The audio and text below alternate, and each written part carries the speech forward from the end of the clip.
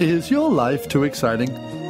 Do you spend your days bouncing, hopped up on a cocktail of barely legal stimulants from one death-defying, synapse-challenging, adrenaline-fueled party of thrill-seeking, palpable pleasure and big smile-inducing fun to another?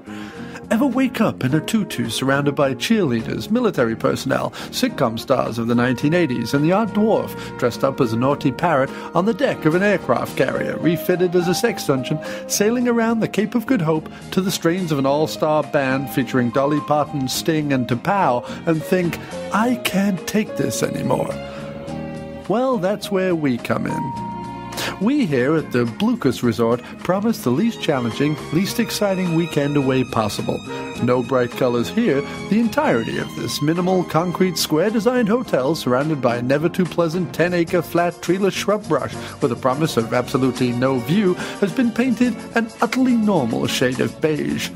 The trademarked Blucas beige is never rich, soothing, or in fact produces any emotion at all. When you arrive, you will be presented with your very own off-the-rack Blucas roll neck and brown slacks leisure wear set and be shown to your beige 5x5 room by a highly trained fleet of manic depressives. Fill your seemingly endless and uneventful Blucas days with activities that are neither strenuous, interesting, or particularly active. Folding paper, watching reruns of snooker games from the 1970s on mute, listening to elevator jazz, and playing backgammon on a board with no pieces, this is all we offer here at Ranch de la Blucas, a secluded, tedious, empty and hollow home away from home. We even had to cancel finger painting. Some of our visitors became too visibly happy, and some even woke up. However, never fear, Sunday night is still, of course, bring some cardboard night here in Blucas Town. You will dine, when we can muster the energy to care, only on the very finest, tasteless plastic, canned, or packaged foods that are flown in exclusively from Wisconsin and Wyoming, or as we like to call them here, the Blucas States. Your taste buds will literally sigh at the hopeless despair of existence. But why do you only offer a weekend stay? I hear you Blucas staff participants in the real world cry. Well, the reason is because scientists found that any longer period of time exposed to the bland, vacant Blucas Resort can result in repetitive yawn syndrome, loss of limb movement, a coma, and, in one extreme case, actual full-body death. You enter Blucania at your own risk, and we bear no responsibility if by your second day your eyes have developed the ability to scream. The Blucas Resort, just take exit 24 off the I-80 and follow the overwhelming sense of ennui that the locals refer to as the faint waft of Blucas, and has now actually been bottled and is available for the price of your eternal soul at all good emergency room waiting areas at 4 a.m., Holiday Inn executive boardrooms on hot sunny afternoons, in the bathroom of most elderly rest homes, and absolutely everywhere in New Mexico. And now it's time for another episode of the After Movie Diner. Hopefully one of the least Blucas-like shows on the air.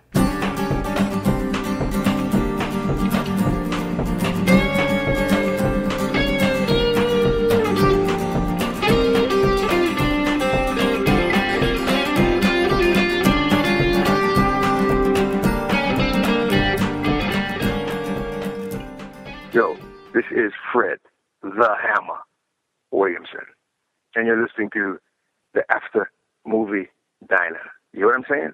After Movie Diner. Keep listening. You might learn something. Hey, John, it's Mike from the Badass Boobs and Body Counts podcast. Not sure how good this message will come out. I saw your post up on Facebook, and I am actually working and driving and talking into my iPhone all at the same time. Anyway, I hope this turns out okay. I hope you can use it. Your question is your thoughts on Pam Grier. Wow. I can spend 30 minutes laying down my thoughts on Pam Grier, but I won't. A gorgeous, a beautiful woman. I would say when one thinks of female action stars, they should be thinking of Pam Grier.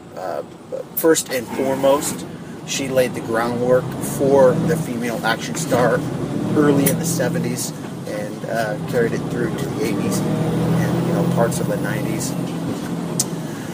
her roles in blaxploitation films are outstanding. Coffee, wow, there's just so many that I can ramble on. Black Mama, White Mama, Coffee, boy, just tons of them. Love Pam Grier. Love to watch her on screen. A gorgeous woman, nice body, nice rack. And those are my thoughts on Pam Grier. Yes, I have one hand on the steering wheel and one hand holding my phone, so my hands are not down my pants, which is very unusual when I talk about Pam Grier, because usually that's where my hands are. Anyway, have a good show, and hope this works out for you. We'll talk to you soon. Bye. All right, hello and welcome back to yet another episode of the After Movie Diner, and it is my sincerest pleasure to have back on the show after a little bit of a hiatus, world-renowned, soon-to-be published author, bon vivant, Renaissance man, and one of my oldest and dearest friends. Ladies and gentlemen, it is my sincerest thrill to welcome back to the show Mr. Jon Wallace. Say hello, sir. Hello, it's a thrill to be back, It's it has been way too long. Happy New Year to all Diner listeners. Yes, indeed. And, it's great to be back for this, which is a refreshing, break from we did so many bloody Woods and Wellers. Yeah. This has been a very different road to take. Well, when I was putting together the 4 shows for January, which were going to be the original Gangstas Month, because we need to mention Original Gangstas 2 in a little bit, but when I was putting together the 4 shows, and I kind of had a couple of people in mind as to what to do, I just thought it would be fun, because I know, first of all, we're embarking on Keaton and Koto, and so therefore, like Koto, you're going to come across a lot more of these sort of 70s African-American movies, which are going to kind of wanted to get you into the swing of. In fact, he stars in a Pam Grier movie called Friday Foster, which we might just do as part of the series. I don't know, but which is another awesome film. But not only that, but I just thought it'd be fun to lay something on you, which I don't really think. I mean, outside of Jackie Brown, have you really got an experience in at all? No, I mean, I had absolutely no idea what to expect, and I haven't even seen Shaft. I haven't even seen the remake of Shaft, which I was enjoying listening to you slacking off on your recent show with the Profondo Cinema guys. No, I mean this is the first time I've dipped into the genre. Right. Although, let's say, it from what I was hearing from your last show, it's almost a bit of a misnomer to call it a genre, really, because it's like, as you say, they do westerns, they do detective stories, they do all kinds of different stuff. They do horror, which is one thing I forgot to mention in my list. They do, I mean, okay, it's a little bit jokey horror because it's like Blackula and Blackenstein and stuff like that, but it's they do horror.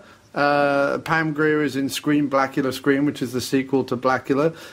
They do revenge, they do action, they do westerns, they do... I mean, it's predominantly the good ones are sort of predominantly a crime-based genre.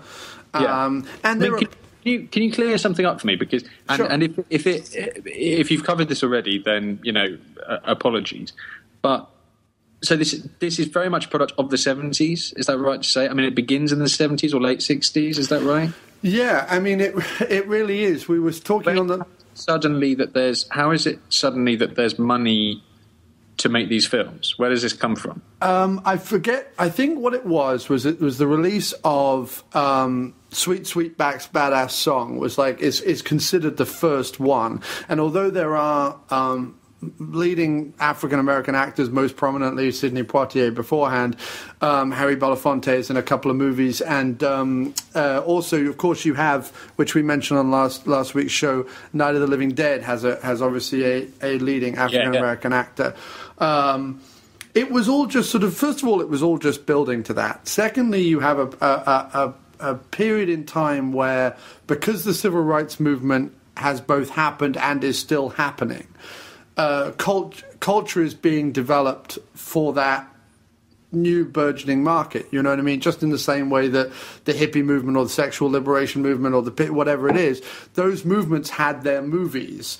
And with, I think, Sweetbacks was either an indie movie or a very low budget studio movie. And then when that came out and was a sort of surprise hit, Hollywood at the time, at the beginning of the 70s, was actually smarting.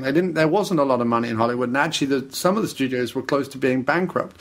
And when that movie hit, and Shaft was made, which was originally going to be for a Caucasian actor and was rewritten for Richard Roundtree when he came in, when that was put out there and was a massive hit, it cost $500,000 to make, it grossed $10 million in its initial run, Hollywood suddenly went, whoa, okay. And then you have people like Fred Williamson and Jim Brown, both who have been slowly making a name for them. Well, they've made a big name for themselves in sports, and then had slowly made a name for themselves, Jim Brown in movies and Fred Williamson on TV. No. Yeah, Jim Brown and Fred Williamson were both All-American and big American football players. Fred Williamson had been a track runner in college and had been asked to be on the football team by a coach that he had, and I forget which school he was at, I'm afraid, but suddenly became this big success on the football field and Fred Williamson actually played in the first ever Super Bowl. Wow. Yeah, he played in the first ever Super Bowl that was ever done. So they're big names in sports. And Fred had I can only speak for him, but Fred had a degree in architectural engineering, and he went and worked for a steel company doing architecture and so on, but was finding, although he obviously enjoyed the method, was finding the whole 9-to-5 thing a bit of a grind. He had seen Jim Brown go out and have bit parts in movies. Jim Brown is famously in The Dirty Dozen with Lee Marvin and a couple of other earlier movies. And Fred was watching, there was a TV show, and I forget the name of it now, but Fred was watching and noticed that every week it had a prominent African-American actress as the lead. It was kind of like an African-American I Love Lucy type thing, I think. And he saw that the kind of guest star every week was the boyfriend. And he was like, well, I can do better than any of these guys. I'm going to go out. I've already got a kind of name for myself. I'm going to go out to Hollywood and see what I can do and get in on this show. Well, he actually got in on the show, and they kept him as a reoccurring character on the show. And then while he was on the lot there, and I don't know whether it was the Universal lot or whoever it was, Robert Altman was making MASH, and Robert Altman saw him, knew he was a football player, and said, hey, would you come by and we've got some football scenes in the movie, would you come by and coordinate the American football scenes in the movie and have a part in the movie? So you have two ensemble war movies, MASH and Dirty Dozen, that have Jim Brown and Fred Williamson in, and then you have this indie Sweet Sweetback's Badass Song, or whatever it's called, that comes out, hits big, Shaft hits big, and then Fred and Jim were waiting in the wings. And then Pam Grier, who we're talking about in this episode, her journey was that she came out to California from where she was living, which I think was Colorado, or somewhere near there, in the Midwest. Anyway, she came out to California to do some just temp work, agency work, secretarial, whatever she could get around the film industry, while at the same time doing a couple of modeling gigs.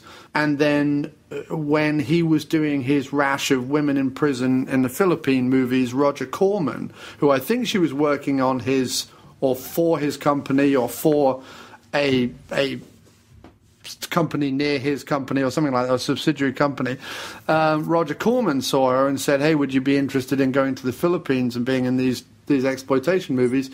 And she said yes, sort of on the understanding that she could also kind of, get to know all aspects of making films.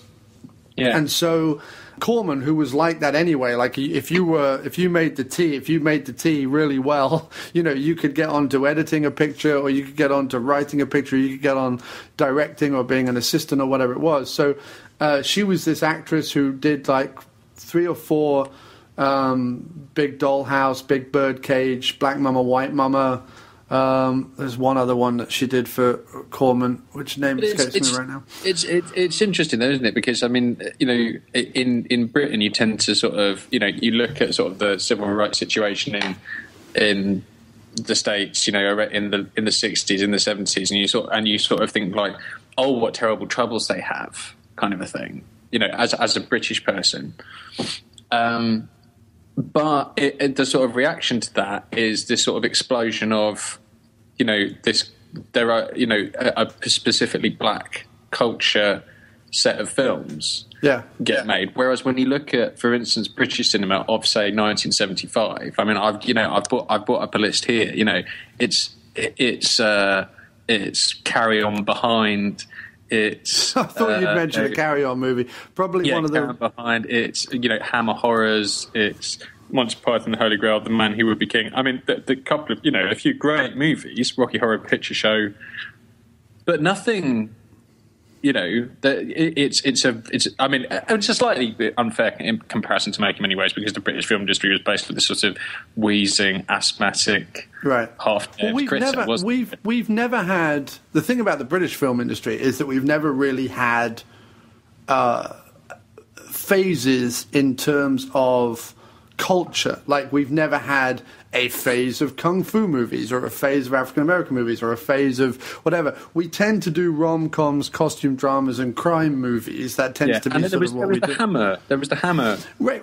No, we had a couple of prominent studios, Ealing Studios, Carry On and Hammer and stuff like that. But there wasn't really we've never had a wave of minority, we've never done like a bunch of Jewish movies or a bunch of black movies or a bunch of Asian movies, or even we have a massive Indian population, and as far as I'm aware, they might have shot one there, but as far as I'm aware, they've never done particularly many Indian culture movies. No, very, very recently, there's been some movies, and some TV adaptations. I mean, I suppose if you look at TV, that might give you a better pointer for someone like Britain. But it's just interesting because the fact that this whole explosion of movies come out. Kind of as a product of all this strife, and you see, because the other side of it, and that's really interesting because I don't think in Britain there's been any examination of sort of different cultures in in any formidable way until sort of the 90s, really late 90s at that. You have like Bend It Like Beckham was a hit, and wasn't that directed by an Indian or and there was Muslim White director? by Zach Smith was that was a big Channel 4 thing, and there's been various bits and bobs like that, and Channel 4 working hard to do stuff like that, but really. And there was that sitcom, what was it called, the Kumars or something? Kumars or something like that. That was a big hit. Yeah, and stuff like that. But it takes a long time to get there, doesn't it? And to be honest, it's all fairly. I mean, not to belittle it, because I really don't know. So, but a lot of what kind of comes across, or makes a splash, tends to be fairly kind of, weak sauce kind of stuff. None of it's particularly challenging. Yeah, you know what I mean. It tends to be, I'm a little Indian girl and I want to play football, in the same way that. Billy Elliot is about I'm a little northern boy who wants to dance ballet. Like, it's really not like wacky underdog stuff. It's not very challenging shit. No, I mean the thing that's interesting about a blaxploitation period, the era, is that it has two very polarizing reactions from the African American community. The more serious, hardened NAACP. And the Panthers and all those kind of, although they're two completely different organizations, the sort of serious militant civil rights movement, we've got to establish a serious dialogue type people, hate blaxploitation because they see blaxploitation as exactly that. They see it. In fact, they coined the phrase, apparently, blaxploitation, along with sort of film critics of the day, but they coined the phrase because they see it as African American actors sort of being exploited and playing these kind of degrading characters. This is how they see it, playing sort of degrading characters who are either. Sorry, go ahead. It's interesting that you say that because having just watched Bucktown, I can see that if I was, for instance, a member of the Nation of Islam or something, I would probably be completely infuriated by what happens in Bucktown. But we can get on to that. Yeah, no, I mean, I'd be interested. No, but just to finish off the thing, that on one side you've got a culture that's saying, we really shouldn't be portraying ourselves as crime people or pimps or, pushers or, because there are, look, along with the ones that I really love, which tend to be the action, crime, thriller ones, there are, of course, a lot that are just about black culture. The most famous one is Superfly, where there's a line in it where he's like, I pushed this stuff because the white man didn't leave us any other game to play. And there are movies like that are about, guys wearing enormous hats and enormous fur coats and, showing themselves off and so on and so forth. And, and you can understand to some extent the reaction of the more serious element of the culture that's saying, well, look, should we really be portraying ourselves as this? But the flip side of it, and the side that I actually look at it, and the side that a lot of the actors and the performers of the time looked at it as, was like, this is our time. We get to play heroes. We get to play people who are still standing at the end of the movie. We're not just kind of either killed off or forgotten in the first reel. We're not like part of an ensemble. We're not standing behind Lee Marvin. We're actually playing Lee Marvin. We're actually out there. And Fred Williamson in particular, and Pam Grier to some extent as well, but and Pam Grier's rise is even more interesting because it's about the feminist movement as well. And it's her portrayal of women is fascinating. I want to get onto that as well. But like Fred has said, he didn't ever see his movies as particularly it mattering about the race, although obviously there are racial issues in all the films. It was more about that he got to be the hero. Like, he's always seen his civil rights duty, and he never states it as a civil rights duty. He just states it as his own integrity. But I see his civil rights duty is, if I can give a positive African-American heroic role model in the style of a John Wayne, in the style of a Robert Mitchum, in the style of a Burt Reynolds or whoever you want to pick, if I can give a positive African-American role model of that ilk to people, that's where my integrity lies. That's what I'm going to do. And that's what he's done for his whole career. And getting on to Pam Grier specifically, her thing was, because she was, she claims when she went to Hollywood initially, she was very kind of militant and, had read a lot about the Panthers and was wrapped up in a lot of that civil rights stuff. And she was saying that her thing was, first of all, I want to be I want to be a proper actress. I want to be a proper filmmaker. It doesn't matter about, who I am or what I am. It's about that I learn my craft. So she was very serious about learning her craft. The second thing was she was almost more in tune and more focused on presenting a strong female. I mean, she really does, in terms of action heroines, she certainly does start a trend which, although we've had, sadly, too few over the last 40 years, 50 years, does pave the way for a more sort of strong, prominent, female-driven movies in the 80s and in the 90s. Yeah. Well, she was also about the sexual revolution, of course. Her, the nudity in her movies is always more to do with empowering her rather than titillation for them. In fact, of all the actresses who do a lot of nudity in the time, I always feel like her scenes come across as her being in control of them rather than the lecherous guy behind the camera being in control. Do you know what I mean? Yeah. Howdy, folks. You like blood, violence, freaks and nature? You come to the right place. My name is Gary, and I'm your guide to Cinema Beef Podcast. Every episode, we not only deliver film reviews, we also dismantle some of your favorite and most hated films, sometimes for the better and sometimes for the worse. Hey, you shut your face! If we want to hear you talk, I will shove my arm up your ass and work your mouth like a puppet. All right, calm down. Every show I hope to have a new co-host, podcasters and listeners alike. That's right, I'm talking to you people. I take all comers. You're sluts. That's not very nice. The only rules, well, let's ask the best cooler in the business. All you have to do is follow 3 simple rules. 1, never underestimate your opponent. Expect the unexpected. 2, take it outside. Never start anything inside the bar unless it's absolutely necessary. And 3, be nice. So join the insanity and please vent your frustrations. I'm available on TalkShoe, iTunes, and Stitcher Smart Radio. And remember, here at the Son of Beef Podcast, if you got beef, I've got the grinder.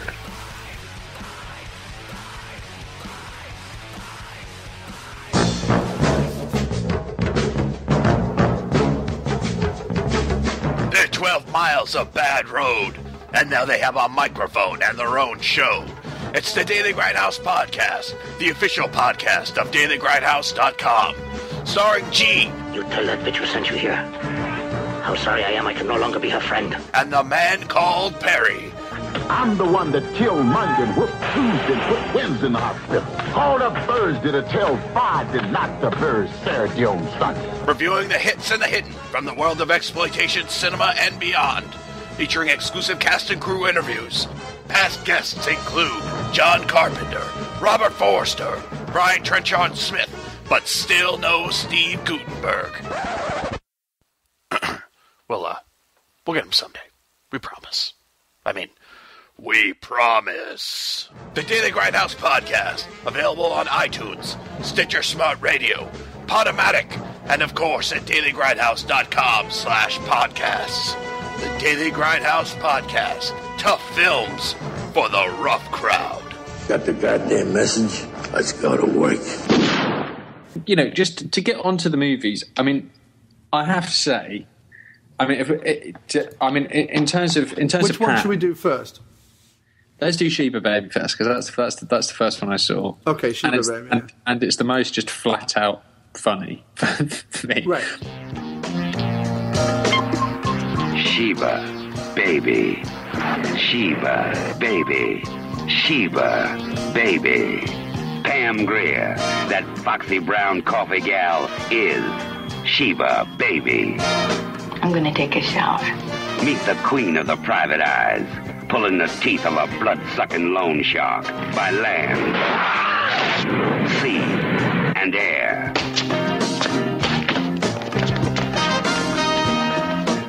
Before I turn you in, you tell me about your operation, and you better tell me fast before you lose your head. When you're after the top banana, you peel off the skin. Wait, what you gonna do with that gun, Mama? Nothing if you roll down that window. Oh, what? I said roll down that window before I blast a hole in your head. Slammin' Pam, giving the Gun Brothers the frizzies, and their boss man the tizzies. Have I bruised your masculinity? You're sexy.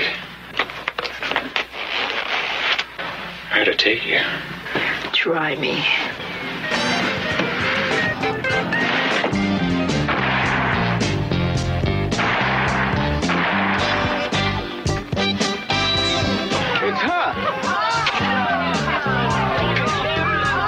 Sorry to interrupt your little party, but you and I have something to settle. The heat's on in the street for that big bad mama, but she's doing the cooking.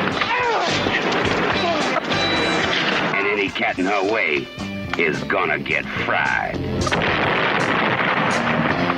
Sheba Baby, the kind of baby every swinger likes to hold.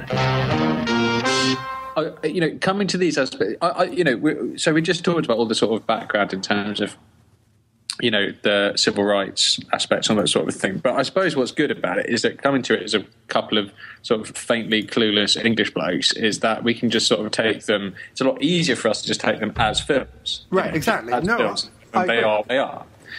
And I have to say that Sheba Baby, I found quite a frustrating experience, and I found it a frustrating experience for a couple of reasons.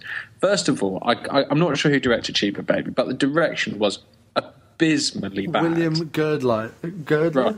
Yeah, Girdler. It was really, really poor, and Sheba Baby had great people in it. Like it has the guy from Assault on Precinct 13. What's his name? Oh, you mean Austin Stoker? Yeah. Right, yeah. I love that guy. I absolutely love that guy, mainly for Assault on Precinct 13, but he's just got charisma oozing out of his ears. And obviously Pam is utterly fantastic as well. But I thought both films had the same slightly weird thing, which was, I don't know about you, but I felt they both took a really long time to get going.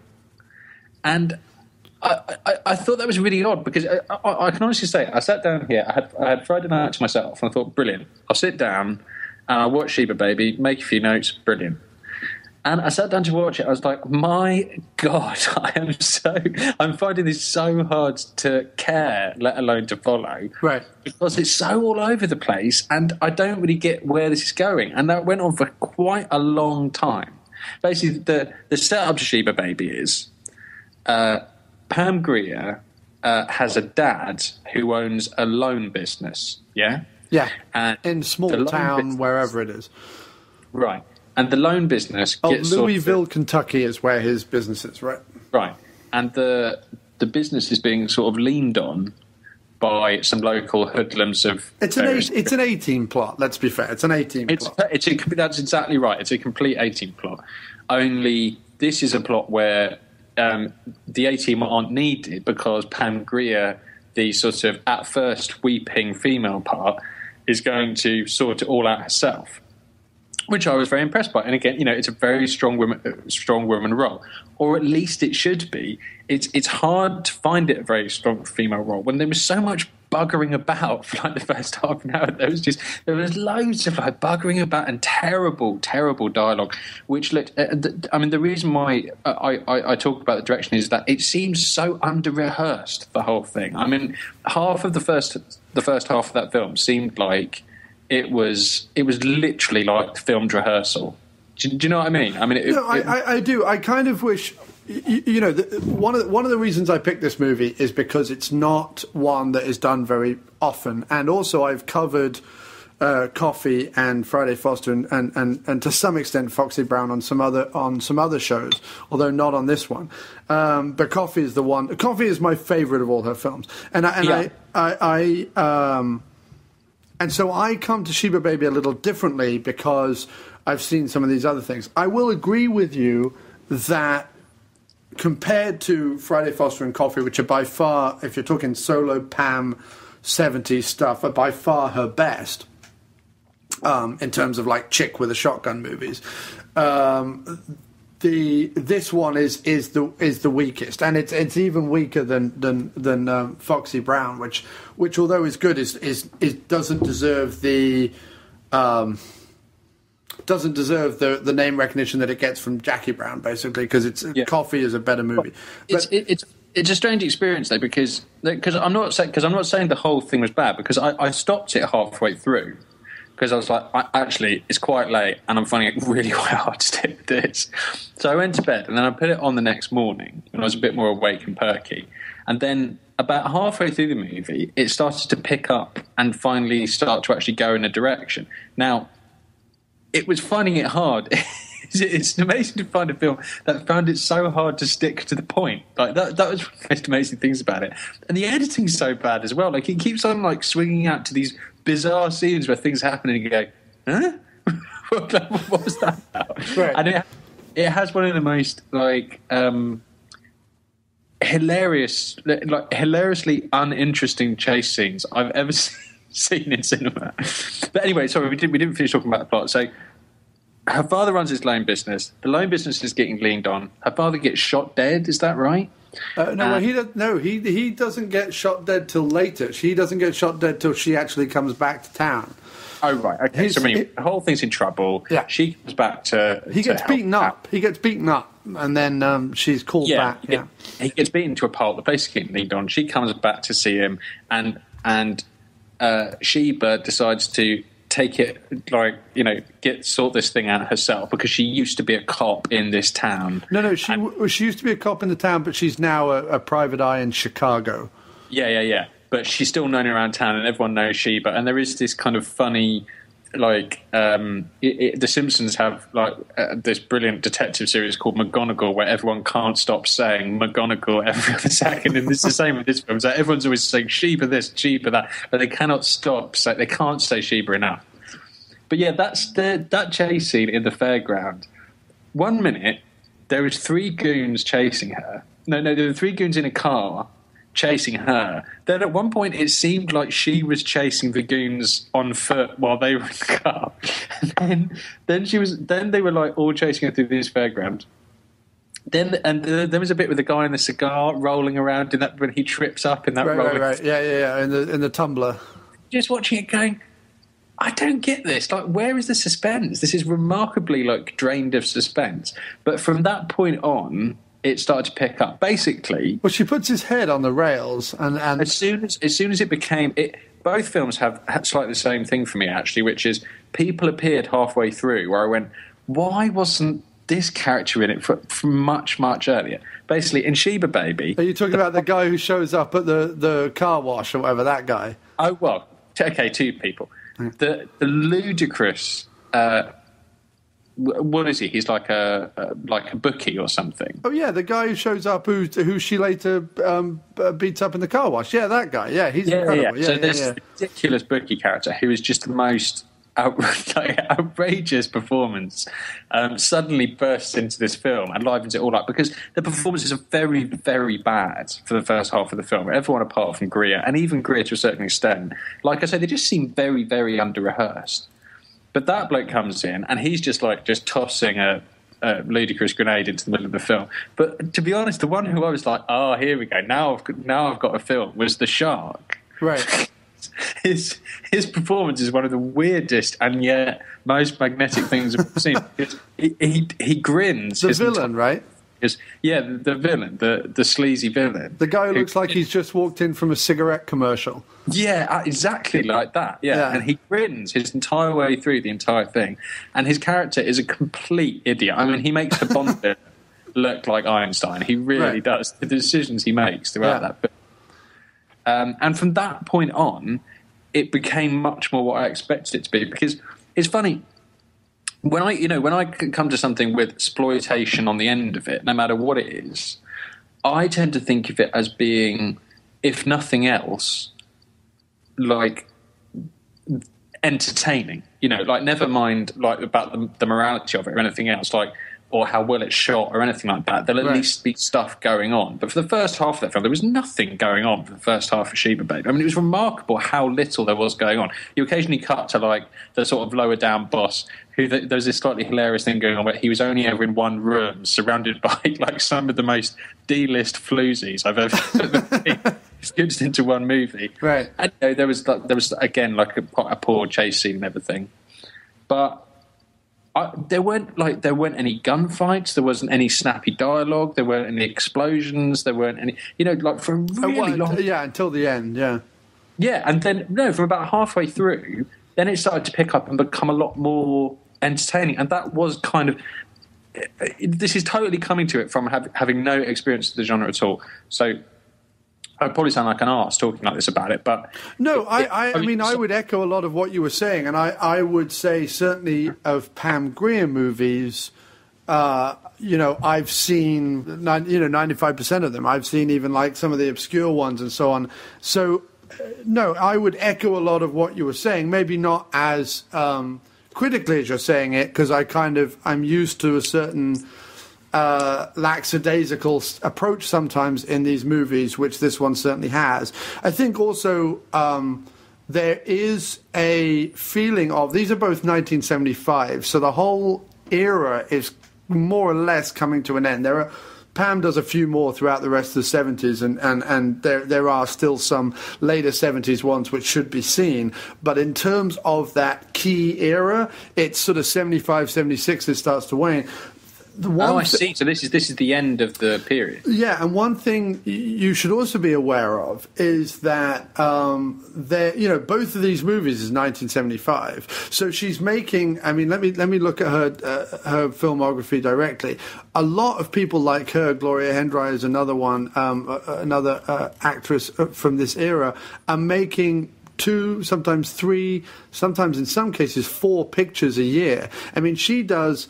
Grier does Black Mama, White Mama, Coffee, and Scream Blackula Scream in 1 year.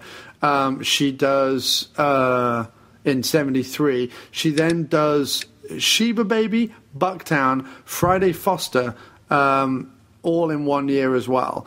So she must have really, a lot of them were exhausted, and I'm sure every single role that she got where it was like, well, you're a tough mama with a handgun, I'm sure she didn't throw her all into every single role in the way that she does with Coffee and Foxy Brown, which I know are more personal films to her. Although they're more fun, exploitative, Roger Corman type pictures, I know that Coffee and Foxy Brown are more personal to her in terms of the women that she's portraying. Sheba seems more like a fun role for her, like more of a kind of, there isn't, there's almost no aspect to the fact that they're an African-American family. There's almost no comment in Sheba Baby at all about that at all. When it was about, up until the shark turned up, I was like, oh, right, so is it just all going to take place where, there isn't going to be any, it's like you say, it's just going to be a completely black experience and that's the end of it and everything. But then the big bad guy did turn out to be a white guy. Yeah, but I mean, what I mean is there's no big like underlying African American experience to it. I mean, apart from maybe that they're a small town Louisville, Kentucky African American family, but even that's not commented on. It's not like there are a bunch of fat hillbillies wandering around insulting them. And some movies there are. I mean, we look at Bucktown. We're going to talk about that. The whole Bucktown is predicated on a town full of big, fat, white, ugly hillbillies, and then has a nice twist in the middle of the movie. But the Sheba Baby is purely a relaxed, fun, yet another on a long list of kick-ass women roles that she plays, essentially. Yeah. But it's just as with an 18 plot.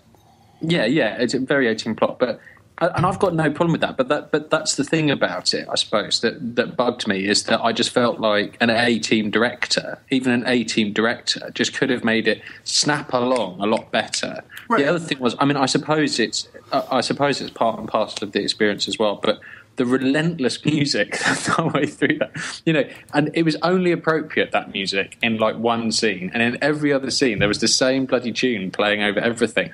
And it was funny as well because there was one particular scene right at the beginning where a couple of big galoots get out of this car and go over towards the lone building to do it over. And there's this scene, and this happened in both films a couple of times. There was like a scene of them crossing this street at night, heading towards the building. And I thought, the funny thing is that in a lot of 70s cinema, for instance, if this was, if you'd had the director of I don't know, The Last Detail filming this, there would be no music.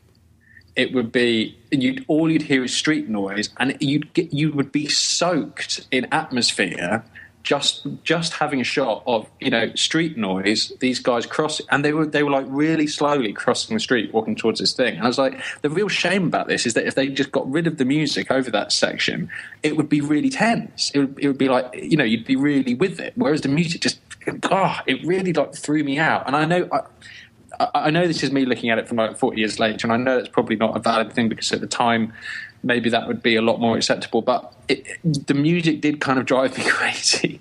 See, whereas I love the music anyway. Like, I loved funk and soul before I'd even seen a lot of these movies. I'd got into that in sort of the mid-90s because I think when everyone else was getting into sort of dance music and rave music when we were in high school, and a lot of people were kind of getting into that kind of stuff, the only remotely dance music stuff that I liked was any of it that was infused with either what was rhythm and blues, soul and funk. And so I used that as then a springboard to actually get into proper soul and funk. And there's sort of different types across the South and the West and stuff. Soul and funk. What I'm saying is that, first of all, it wasn't a very good funk tune anyway. No, I mean, it's again. Also, it's laid over the entire film. Like, there's hardly a scene where that bloody tune isn't playing. And what I'm saying is that I've got no problem with that music. That's like I say, that's integral to the experience, is the music. But it's just that I just felt like a better director would have made it snap along a lot more, would have known when and where not to use music, as opposed to going, I'm making a blaxploitation film, so it's going to have the soundtrack playing the whole way over it. And also, there was some things in that script, like it has something which it's funny you mention the A-Team actually, because I think it's the best thing to compare it to. It was, I think even an A-Team script team would have gone, can we really have that happen? Where she wants basically the shark has this like big yacht, this like big evil yacht where he's like has big evil parties and stuff. Yeah, it's this very strange thing where she goes onto the boat. She wants to get onto the boat for some reason. You're not entirely sure why, but she wants to get onto the boat. And the way that she gets onto this heavily guarded boat is she brings up the boat, right? And she says, yeah, I'm trying to get to this party, but I've forgotten where it is. Can you tell me where the party is? And the bloke just tells her where the party is. And so she goes, all right, well, now I found out where the boat is. Now, I'm sorry, but even you or me, if we were going to a party and a complete stranger went up and went, oh, I'm trying to get to that party, but I've forgotten where it is, we go, yeah, right, okay, and we put it down the phone. I think there was more to it than that. I don't remember exactly, but I'm sure there was more to it than that. That is exactly what happens. That is exactly what happens. She rings up and says, I've forgotten, I'm supposed to be at the party, but I got lost. Can you remind me where it is? That's her exact line, and they tell her where it is. And then she goes onto the boat, and she deliberately gets into like a fight with another girl there. Yeah, that's to redo a fight that she does in Coffee, where she has a kind of wrestle with a white woman. Right, and then the shark turns up, and she jumps off the boat and swims away. But then, as soon as she's swum back to the shore, she changes into like a figure-hugging wetsuit and goes back to the boat. And I was just like, I don't get what that whole fight scene was about. I just don't know what any of that was about. I don't know what it established. I don't know what you learned from that, Sheba. I don't understand it. Right. Yeah, I mean, I don't know that you're meant to. It's just another this movie more than anything. And I think it was what I wanted to do with the podcast and cover a movie that not many people talk about probably has backfired, and we should have, especially for you, I should have gone in with like Coffee or Foxy Brown or Friday Foster. It hasn't backfired at all, because it's genuinely interesting me to see it, because I thought there was a lot of good there. Like I say, it has got Precinct 13 in it. It's got Pam Grier. I don't mean it's backfired. What I mean is that. First of all, I hope you'll go on and see other ones. Secondly, a lot of what Sheba Baby is doing is it's almost like, while they have the opportunity to make these movies, it's like, let's make as many of them as we can. And we have a series of movies which are named after a leading female character played by Pam Grier. And in those movies, we have to do X, Y, and Z. And the reason why things happen, like she has a fight with a white woman, jumps off the boat, comes back in the thing, gets tied up, gets on a boat, escapes, has fist fights with people, whatever. The reason why all this stuff happens is because by the time Sheba Baby comes around, they're like, okay, what has to happen in a Pam Grier movie? Okay, all right, so we have to have a title theme song that sings the name of the character over and over again. All right, check. We have to have a bit where, she fights a white woman. Check. We have to have, there's a whole checklist. And so Sheba Baby, to some extent, is doing the cliches and tropes of what would become a mid-70s Pam Grier movie, but just not doing them particularly well. And that's what it comes down to. Yeah. But I mean, that's the thing, is that the main thing that comes out of it for me is you've got the guy from Assault on Precinct 13, you've got Pam Grier, you've got the guy who plays the shark, who is brilliant and has this ridiculous hair and keeps on like preening it in front of the mirror and stuff, and doesn't stop smiling the entire way through his performance. And gets easily duped when she comes back onto the boat in like this undercover wetsuit and is clearly there to like bring him down.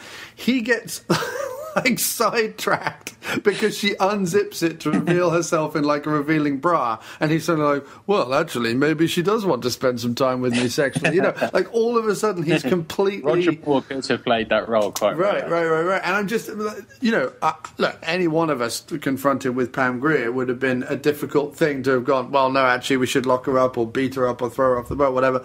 It would have been difficult to resist. But that being said, he is for a crime... throwing off the boat, it's established that throwing off the boat doesn't work. Because you'll just swim to shore and then come back in and separate out. But for a crime boss, he is particularly quick to be sidetracked by the sight of cleavage. Yeah. And he also there's also this brilliant thing where he's got the boat on this big, massive lake, and it's in the middle of this lake. But now you can see all in the background that this lake is like heavily populated. Yeah, he feels quite happy to. Like, they have guns. I mean, they have plenty of guns, and in a very Bond film kind of a way. Only, again, sub-Bond villain kind of decision-making. He decides that the guy that he wants to kill, he decides to give him death by speedboat. So he chains him to the back of this boat. Now, this is fine if you're on your, Bond villain island in the middle of the South Pacific, but not when you're in a heavily populated lake. And he drags this guy around the place in the speedboat and then is shocked when the police turn up. I'm sorry. I think the person out on his lounge, reading the New York Times smoking his pipe, sees the guy being dragged to death on the back of a speedboat. He's liable to call the cops. Yeah. And or no shark. And how can he be called Shark and not have sharks as one of his sort of terror weapons? Yeah. No, I mean, there's a lot... there's a lot that it doesn't... There's a lot where it falls down, and it's not necessarily one that you would watch again as much as I would watch other ones. But I still love Pam in it. I think she gets to... it's one of those roles where she gets to, have a different outfit every scene. She gets to, do some running, some ass-kicking, some wisecracking, some wrestling, some speedboat. At the end, she gets to, ride a speedboat and cause another speedboat to crash into a, pontoon full of hillbillies, which is quite fun.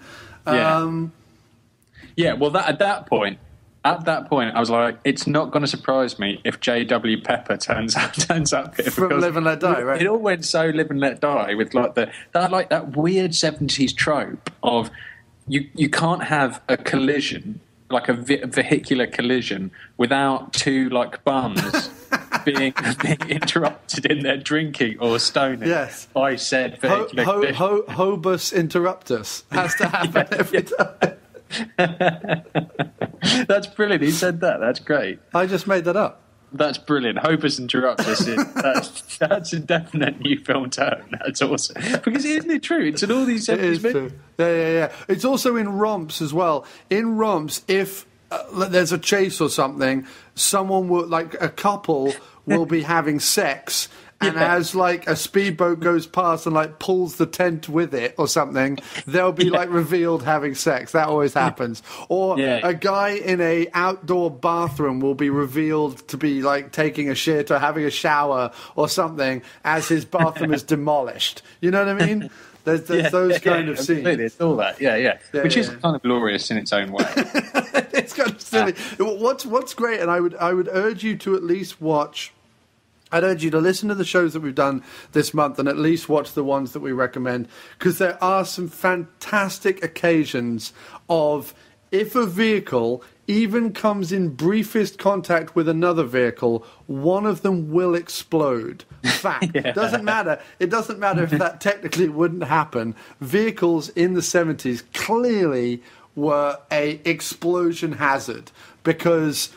you can ding two boats together. You can crash two cars together. In fact, I was even watching a movie the other day from the 80s, a Cynthia Rothrock movie, where the boat, they were slowing the boat down. They had the boat, the brakes, and it literally grazed some rocks on the seashore and just exploded. It just went, it just, and then explosion. And it happens in this movie, and it happens in a bunch of these.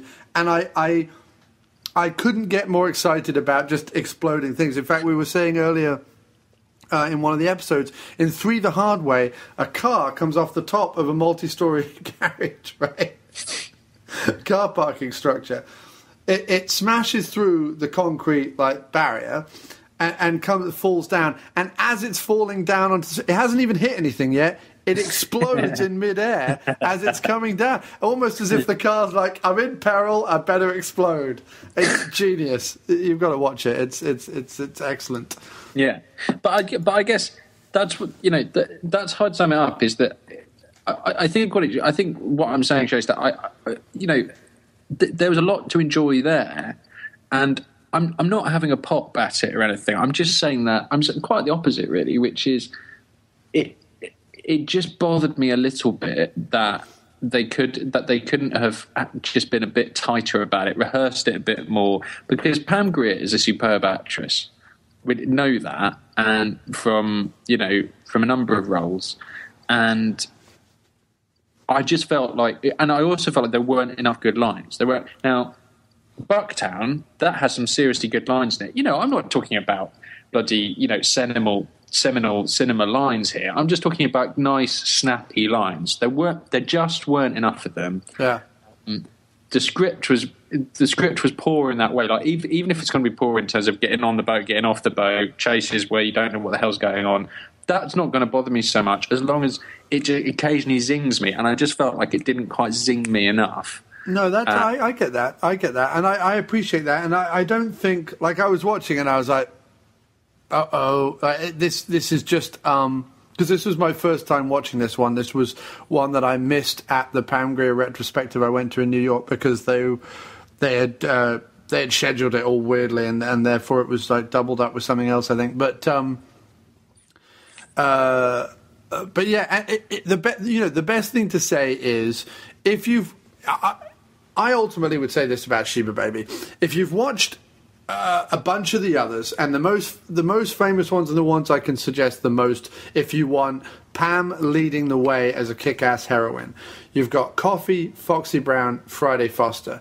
If you watch those three movies and you're like, I want more of this, Pam in cool get-ups, either with a weapon or not, taking names, busting heads, running around the place, whatever, Sheba Baby is your next movie. I would never ever watch it, and I'm sorry you had to, as your first experience of 70s Pam, because I think that it's a movie that comes off the back of other movies, and that's why it is the way it is, rather than it being anything with an original or direct intention. Does that make any sense? Yeah, no, that makes perfect sense. But I mean, I enjoy watching these things anyway because it expands my viewing. So I'm quite happy to do it. It's like I say, it needed an A-team writer to go over it and go and put in some Hannibal Smith lines basically only for Pam. Right, exactly. And to have a bit more gunfights and a few more car chases. I mean, it's literally on that level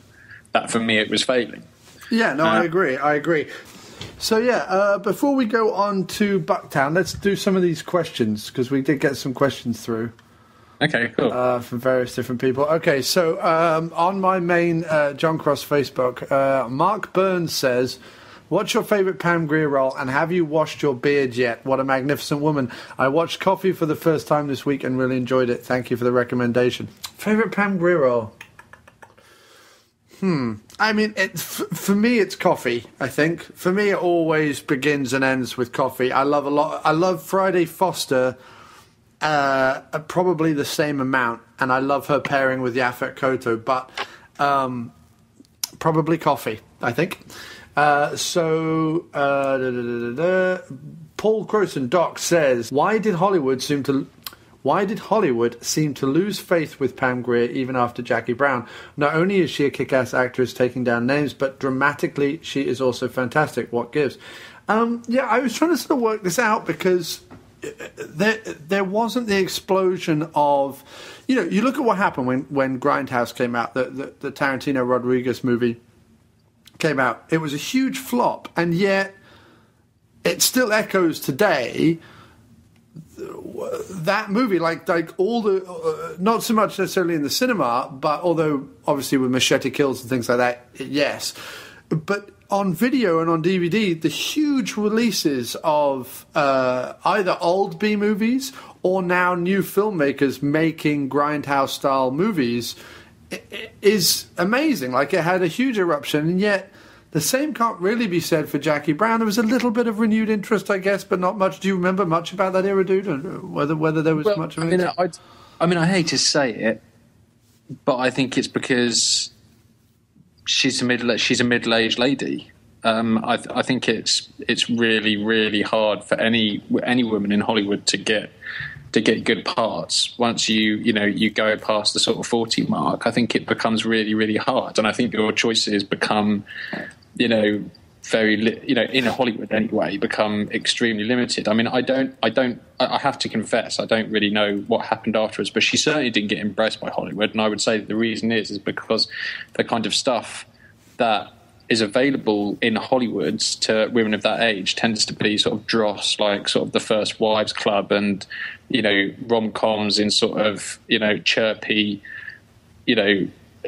chirpy, quirky mum roles and things like this. And I mean, there's not much for them. And what she showed in Jackie Brown, I mean, she's spectacular in Jackie Brown. I mean, she says, the word better than anyone I've ever heard when Samuel L. Jackson comes to her house to bump her off, and she's got like a gun to his back or something. Is that what I think it is? What do you think it is? I think it's a gun pressed up against my dick. Well, you thought right. Now take your hands from around my throat, nigga. What the hell's wrong with you, Jackie? Shut the fuck up and don't you move. Oh, what is this? What the fuck is this, huh? Hey, now that ain't got nothing to do with you. I carry that all the time. You've been talking to them police too much. Oh, the police didn't try and strangle my ass. Oh, come on, girl. You know I was just playing with you. Well, I ain't playing with you. I'm gonna unload both of these motherfuckers if you don't do what I tell you to do. You understand what I'm saying? Jackie, stop acting crazy. Do you understand what the fuck I'm saying? Yeah, woman, damn. Now sit your ass down on that sofa. See, police start fucking with your mind. They start pitting black against black. That's how they do. Been doing it since the beginning. Shut your raggedy ass up and sit the fuck down. And put your hands behind your head. Come on, this getting silly now. Oh, silly? You want to see some motherfucking silly? If I have to tell you to shut up one more time, I'm gonna shut you up. I just came over here to talk to you. To talk? The way I see it, you and me got one motherfucking thing to talk about. One thing. And that's what you are willing to do for me. I can get you a lawyer. Oh, no, let's be realistic. Now, sooner or later, they're gonna get around to offering me a plea deal, and you know that. That's why you came here to kill me. I ain't come over here to kill you. Okay. It's okay. Now, I forgive you. Now, let's say, if I tell on you, I walk. If I don't, I'll go to jail. Uh-huh. I want $100,000 in an escrow account in my name if I'm convicted up to a year or put on probation. Now, if I have to do more than a year, you pay another $100,000. I mean, she's just brilliant, and she's really sassy. She's really interesting. She's very believable, and it's just not, if you were the part of the sort of machine churning out the rom-com lightweight fluff dross, she's just not going to come to mind because she doesn't fit that, because she's too interesting and she's not prepared to.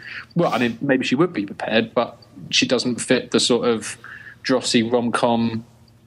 No, she played the slightly sassy. It wasn't quite a sassy best friend role, but she played more recently a sort of sassy best friend role to Julia Roberts in that Tom Hanks directed movie Larry Crown or whatever that was, which kind of came and went. It wasn't particularly interesting. I tell you what, I am surprised by. Again, I don't really know her. I don't know her CV at all, I've got to admit, but I'm surprised that she hasn't cropped up in some really good bit of television in a good role. She has. Well, I was going to say, about every decade, after the 70s, about every decade, she has two or three kind of defining things. So sort of similar to Campbell in the sense that you have, like, Army of Darkness, and then it's not till, like, the 2000s that something like Bubba Hotep comes out, and everything between that is kind of filled in. And Grier is a little like that in terms of that she has... in 96, 97, she has Original Gangsters, Escape from L.A., Mars Attacks, and Jackie Brown, which are like 4... Mars Attacks, yeah. She has like 4 big ones then. And Jim Brown is also in Mars Attacks, which is another cool thing. And it kind of culminates. What's interesting is, although everyone thinks that like maybe Jackie Brown should have started a renaissance, it actually ends it. I mean, if anything... she was on The Fresh Prince of Bel-Air in the early 90s, obviously a big show at the time. She had a cameo on In Living Colour. She was in Bill and Ted's Bogus Journey. And then after Jackie Brown, she's in a series of sort of either TV movies or low-budget movies. And then in the 2000s, she gets another big break, and she's in The L Word, the TV series that was a big sort of cultural... Well, it's not really for us particularly. It's about I mean, not that we can watch it, but it's a movie, it's a TV series about a bunch of lesbians. Basically, it's The L Word. That's what it's about. But and she's in that for 5 years, so she has a reoccurring role on that as a character called Kit Porter. So I mean, every decade she's had some really relevant things going on. It's just in between that she's working constantly, but in nothing particularly that would leap out at you particularly. Yeah, but I mean, I bet it would genuinely surprise me if some big fan hasn't written a fantastic her carrying the series pilot for something about a late middle-age black women in some kind of situation. Because she could do that. She could really be very interesting. Yeah, like an HBO series or something with a kind of. HBO is the area where I can imagine her really doing something, and I wouldn't say it was too late either, because they continue to make the US continues to make like absolutely fantastic TV.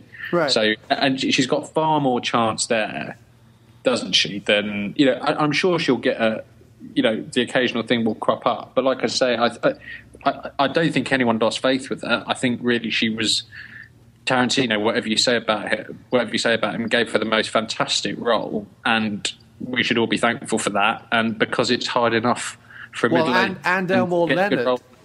And Elmore Leonard, to be fair, because obviously without Rum Punch, I don't think Jackie Brown is as good as it is. In fact, I saw because there's been a whole lot of Tarantino hoopla recently because he's just thrown his toys out the pram because someone leaked his script for whatever it is, Dangerous 8 or whatever the movie is that he's trying to make. I don't know what it's called. Anyway, someone was talking about online, like, why is it no one ever mentions Jackie Brown in, like, Tarantino discussions anymore? Why has it been forgotten? And I was looking at a bunch of the comments on there, and it's always a dangerous thing to do because the internet's full of arseholes. And there was a whole bunch of people who were like, because it isn't Tarantino, it's his worst movie because it's not like him, and it's, it's based on an Elmore Leonard book. It's more like an Elmore Leonard book. Fuck Jackie Brown kind of thing. There was, like, a lot of dissenting voices about it, and I found that really surprising because to me it's the best movie he's made in terms of, like, traditional strong movie making, and to my mind, apart from like Kill Bill 1 being a great action movie, everything he's done past Kill Bill 1, which is fairly throwaway as it is, has been an ever decreasingly bad series of like. Yeah, well, I mean, Kermode says, and it's probably quite a sort of well trodden line to take on Jackie Brown, but Kermode says that Tarantino made it because he genuinely wanted to move on and do more interesting, serious work, and he felt that, oh right, everyone hates it when I do that, so he regressed and went to doing the others. But I think that's why. I mean, I don't think that people lost faith with her. I think Tarantino had faith in her, gave her a chance. And I think he's one of the few people around, again, whatever you say about him, I think he's one of the few people around who could and would have done it. And she was very lucky to get that, Hollywood being what it is. And the only disappointment is she hasn't got some magnificent HBO role, fingers crossed.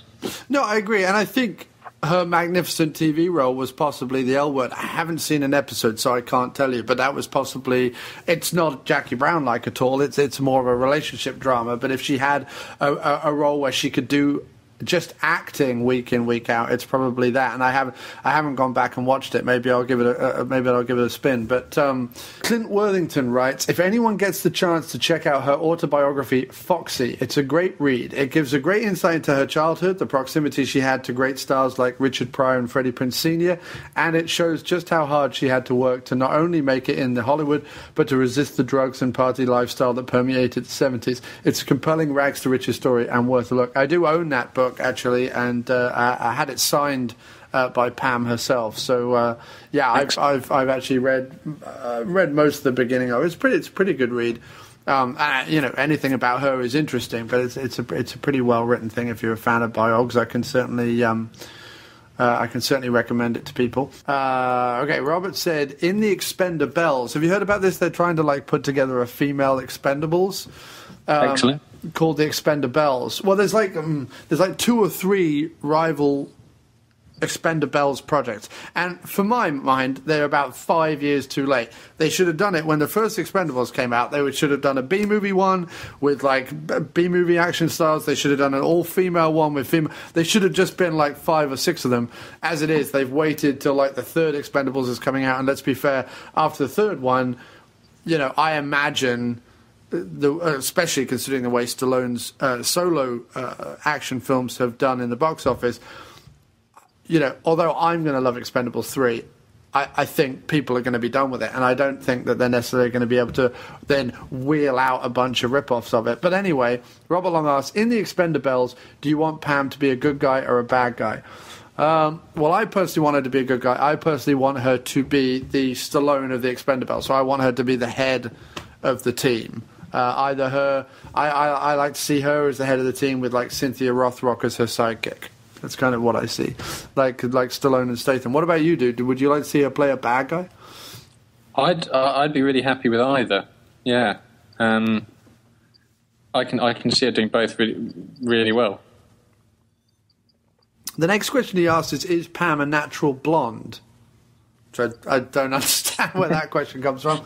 And lastly, he says, what is your favourite Pam Grier performance? Which we've already answered. Mine is Coffee. So a few questions there before we go on to Bucktown, which I think is by far the more interesting film of the two. This is the man. Get out of his way. His target is Bucktown, and this is the day.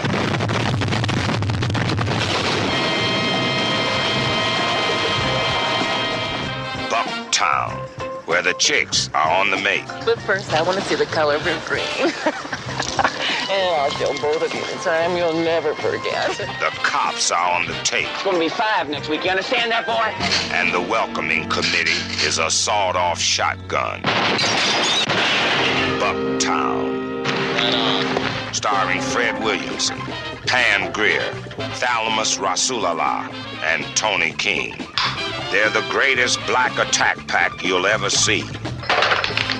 You know any prayers, Cracker? Well, shame on you if you don't. And they're taking over Bucktown. Damn, brother, you have become one violent dude. They're trouble, Brian. They don't look right. Just remember, we're the law. God is on our side. Fred Williamson is Duke Johnson. Say, baby, you know, if you're interested, I could turn you on to a whole lot of fun. No thanks. You're not much for manners, are you? Give what I get. Pam Grier is Aretha. You think you're really something, don't you? The super successful young brother. Everyone kowtowing to you. A toast, huh? Thalamus Rasulullah is Roy. The beautiful Bucktown. And Tony King is TJ. Hey, that's my hat. And sloppy there, boy. Together, they're gonna paint Bucktown red. Well, what you think, home? It's cool. Like stealing candy from a baby. Oh, yeah.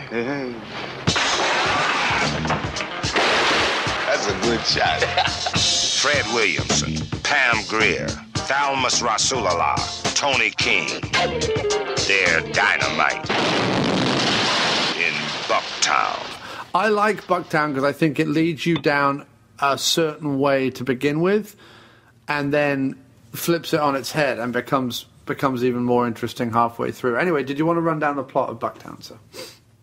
Yeah, so Bucktown is an interesting one. I thought it went in really crazy directions, which I really appreciated, and I really liked that. Basically, the story is that... Is it Fred Williamson? It is Fred Williamson, yeah. It's Fred the Hammer Williamson. Yeah, I'd love to read his biography because he sounds fascinating. Yeah. He comes back to this small town called Bucktown, where his brother has recently died in circumstances that are probably a little suspicious. And a bit Get Cartery, right? Yeah, and he comes back with a sort of fairly sleazy intentions of basically getting what he can from the whatever inheritance he can, and then skipping town because he has no intention of staying in this sort of backwater town. Bucktown, from what you see of it, is basically one long sort of red light strip run by a load of fat, extremely ugly white hicks. But when he goes to the reading of the will, it becomes clear that actually he's going to have to wait 2 months before he can get his hands on all of the property. So some of the sort of friends and relatives of his brother who were living in the town sort of persuade him to reopen the bar that his brother ran. And while he's there, he runs into trouble with this sort of sordid, corrupt local police force. Well, they're running a protection racket, aren't they? The sheriff. Yeah. Yeah. And it is a really interesting one because it goes in one direction where you go, oh well, that's the first direction it goes in is that he basically decides, well, I'm not running away, and again there is something of a sort of warped A-team sort of thing going on here in terms of. He calls in. In fact, it reminds me of. I mean, I know this is a bit of a weird example, but it kind of reminds me of El Mariachi or something like that. In terms of he basically calls in. It's almost like this town exists in a world of its own, and he calls in his friends from Philadelphia, his old mates from Philadelphia. I mean, we should point out there is no such thing in these movies as. State police or FBI or anyone who's actually going to come in and stop any of this shit that's going on. Yeah. It's sorry? They pay lip service and say, oh, we'll have to get rid of the radio so the state police don't turn up, and that's all that's the only mention they get, really. Yeah, it's basically, sheriff run protection racket and a bunch of hicks taking advantage of it. And the one thing that always goes through my mind is like, why would you want to live in a town where everyone was sort of permanently drunk and beating each other up? Even like it doesn't make a lot of sense. But anyway, carry on. Yeah. Well, I mean, I think to be fair, they slightly put across the idea that people are trapped in this hellish town by this situation, and that him coming into it offers them a chance to sort of. Because he has a certain amount of fame or money or something like that. He's gone off and made a better man of himself. Yeah, I mean that doesn't really work because he wants to hang around and sort of and get the cash from this dive bar and this big strip joint. So he's clearly not doing that well. But it's generally said, like everyone says to him, "Oh, your brother always talks about you, and you're the big successful one." Blah blah blah blah. The implication is that he was a bit of a name in Philadelphia, which is all fine. But what he does is when he comes under pressure, he calls in this group of his mates back from Philadelphia to come in and basically fight the power in Bucktown, which it is strange and much more what I expected from these movies in terms of it is very much a group of idiot, corrupt. Slightly, brutal, really, white minority sort of, exploiting and ripping off these group of sort of trapped whores and tourists and all this sort of thing. And as I say, the way the town is set up, it's kind of like, well, it's this sort of sleazy strip where tourists come in, they get ripped off, and then the cops rip off the rip-offers. So it's all very, grisly. And he brings in all these people, and then there's this far more what I expected, as I say, which is this sort of.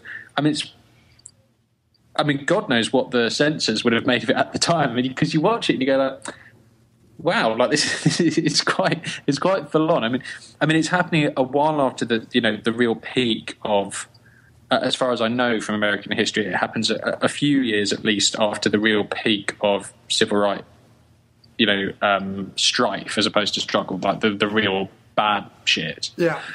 But still, there are scenes where these guys, come in and they proceed to gun down. I mean, it's not like the A-Team and wrapping them up in herding them up in jeeps and then tying them up in a barn. I mean, they gun these people down, and they do it when one of them is in bed with the whore. They do it when one of them is, they burst in on one guy with his girlfriend. They, these are sort of brutal gangland executions that they take out.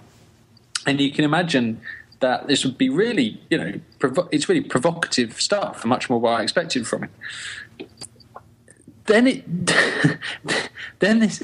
becomes clear, and this is where I sort of feel like it must have been. They must have thought when they were making it, like, who are we? What audience are we trying to get on our side here? Because, as I say, the white characters are completely unsympathetic. I mean, there are little touches of showing up, like the hypocrisy of this sort of white power in the town, of like, because there's this whole scene where a very, very short snippet where the sheriff sits down alone at this table. And again, this is one of those things where I wish they'd gone a bit more 70s on it and given a bit more time and pace to this moment. But still, he sits down at this big, long table and he prays over his dinner saying, "Oh, thank you, Lord," and blah, blah, blah, blah. And of course, he's the most corrupt, evil fuck in the whole place.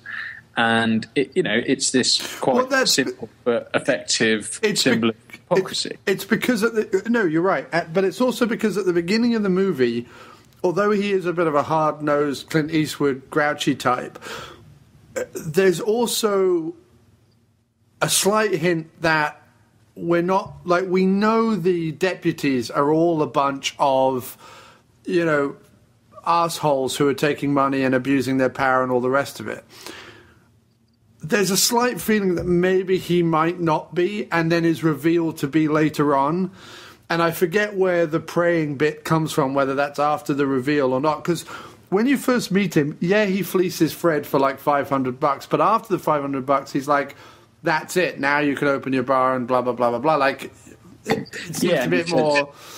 Yeah, and but he then, said, later, the death of your brother and blah, blah, blah, right, blah. But then later on, he's in the car and he tells his deputies to go off and, like, get him, basically. So then we know that he is the ringleader and he is on that side. The other thing about the sequence you're talking about where they go around and they gun everyone down, there's also a feeling that, again, there is a... What is interesting about Bucktown is basically there is this parallel. Fred calls in these guys who he grew up with but to some extent has moved away from. He's no longer attached to them any more than he's attached to Bucktown to some extent. It's just these are old friends of his who he grew up with, who he thinks he can trust, who has always got his back when he was running with a gang. And they come into town, and the sequence where you see them all gunning them down, Fred is not really the one who is, like, gunning people down.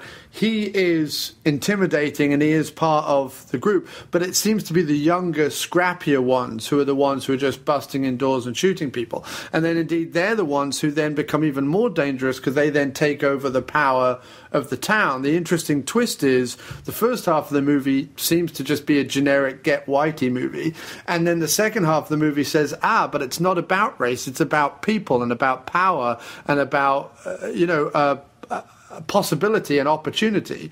And basically the guys he calls in, who are led by Thalmus Rasulullah, who's amazing, as Roy, they then become their own thing. And there's even manipulation within them because then they decide to play Fred off against Roy, and there's a whole bit. But then I think Bucktown's entire point of the whole running time of the movie is to sort of say that it's not about it's not a racial story. Actually, it's a story about human beings and power and corruption and all that other stuff.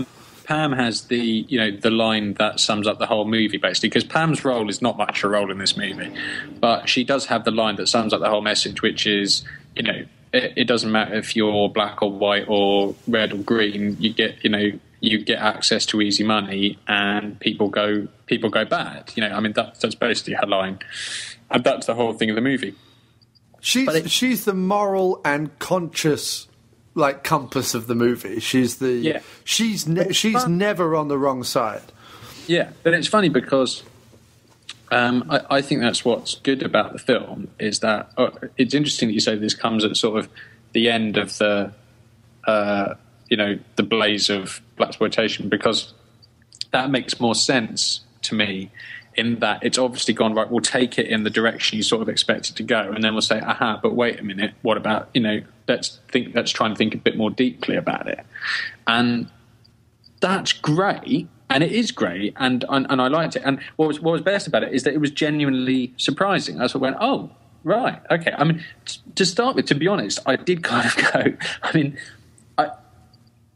even though it kind of made sense, I was quite shocked by the group coming from Philadelphia and gunning everyone down. Right, you're meant to be, yeah. You're meant to be, yeah. And it was like, and like I say, it does. That's why it reminds me of something like El Mariachi's. It kind of goes, never mind about the rest of the world. The world is this town, and what happens within this town, and you just kind of run with it, and it's great, and it's very entertaining, and you're really rooting for them when they're going down these guides, And they also make reference to the fact they've done this before, like they did this back when they were kids. They gunned down a load of law enforcement guys, and Fred says, better we get it done quick than we mess around. Fred is totally in on it. He's like, we're going to get this done. And even after they turn bad, and they say, he says to Fred, like, oh, we'll lean on them, but we just won't lean on them as hard as the people did before. And to be honest, the film kind of implies that Fred's quite happy with that. He's like, oh, all right, we'll lean on them, but not as hard as before. Like, he's just like, okay, that's the way it goes. And it's only when, funny enough, it's weird because it's this kind of the thing that brings it all to a climax of Fred actually winds up going against his friends is all over a woman, really. It's all about Pam and the fact that one of these guys takes a sort of creepy shine to Pam and wants to screw over Fred. That's kind of what actually brings it all to a head in the end. But it's interesting because I just thought, well, if I was, a member of the Nation of Islam or a Black Panther or anything like that, I would think, yes, you're right, money corrupts, and it doesn't matter what race you are, money corrupts. That is true, and that is a message. But do we really need to have that in our movies? Do we really need to be saying? Do we really need to have a film where the black gangs are far worse when given the opportunity than the fat corrupt hicks, because they are worse. That's what the film says. It doesn't matter. It doesn't matter what the underlying message is. And I agree that the underlying message is a good message. It's interesting and it makes a good change. I don't think they're worse. I think we maybe see more of what they do. But that's what they say the whole way through the second half of the film. The mayor, who is the mayor, looks like they cast him from the local bus station, which is really funny. This old, skinny, twitchy guy, right? It looks like he's slept in like a year, which I guess works for the part. But he says, and a few other people say, and Fred says, it's worse than it was before. But they all say that. They all say it's worse than it was before. It's made very clear that it is worse than it was before. And also, whereas, and again, it's just, this is what the film says. The guys from Philadelphia, they kill a load of people and they slice up their own people. They attack their own. They attack their own. And so, but that's also. I'm not saying I would agree with them. I'm not saying that I would agree with them. I'm simply saying that it is interesting that the film would take that risk, because it would. I'm sure that it would have wound, like you say, like people who have a problem with blaxploitation. I think those people would have been particularly annoyed by what happens in this film in service of this message about doesn't matter what colour you are, money corrupts. No, I agree, and it certainly gives you that message in an exploitative way, because it is full of, violence, quite extreme violence on some levels. There is the old drunk, the old lush at the bar, the ex-football bar, ex-boxer or whatever he's meant to be, who's Pam Grier's friend, who is beaten up twice in the movie. And he's seemingly beaten up by everyone. I think he's actually the catalyst, and then Pam is attacked. I think Fred is already on the war pile. Well, because what happens is, the reason why Fred kind of gets involved in this in the first place, in the second half of the movie, is that the gang underneath Roy, who's Thalmus Rasulullah, underneath him, they decide that they need to get Fred out the way, and the way they're going to do it is because Duke, Fred's character, and Roy have been friends for so long that Roy's never just going to give up on Duke. They're going to have to make it look like the Duke's attacking Roy, and they've got to make it look like the Roy's attacking Duke. So actually, it's Roy's henchmen who are actually sort of doing all this behind the scenes and causing all this trouble. I just think, talking back to the point you're talking about, I completely understand where you're coming from, and I completely understand if there was, if you were a bit more an ardent militant about your opinions or beliefs on civil rights. I completely understand why something like this would be either a negative or indeed a heavily charcoal grey area in terms of the subject matter of the movie. But coming at it from a movie point of view and taking the race out of it almost entirely, I think what Bucktown does, which is why I like it so much, is that first of all it shows that the era of blaxploitation has stories to tell and interesting and never shied away from interesting, complex, human.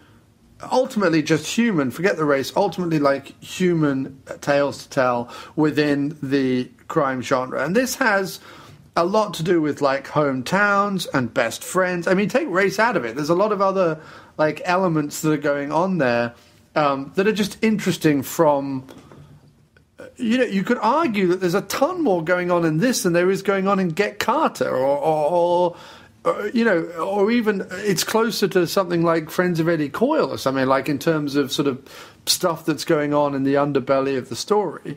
And yeah, it's done in an exploitative way with the violence, and yeah, there's obviously like the big booming soundtrack, and there are certain genre cliches that are upheld in the movie, but I like it that I like it because they weren't afraid to make it. They went out and made a movie like this, and they made a movie where Fred still gets to be the hero. You still get to have the lead African-American guy be the hero, and you get Pam being the voice of reason and the conscience and all the rest of it. And, you get those wholesome characters. And then behind all that, you get all this other interesting stuff that's going on that's about humanity, not about race particularly, although it's about humanity and race. And so, yeah, I mean, but I just think it's a good thing. The wrong end of the stick. I'm not saying for a minute that I disagreed with its politics. I really enjoyed it, and like you say, I enjoyed all the things about it which you're saying about it. I really liked the fact that it pulled in different directions and it tried to look at things from a different perspective. I personally really liked that, and I enjoyed it far more than the other movie. I thought it had a load of interesting things to say. All that I'm saying is that it was just striking that, considering what you were saying at the beginning about,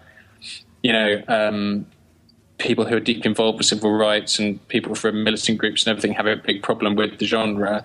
It's just striking that I can see that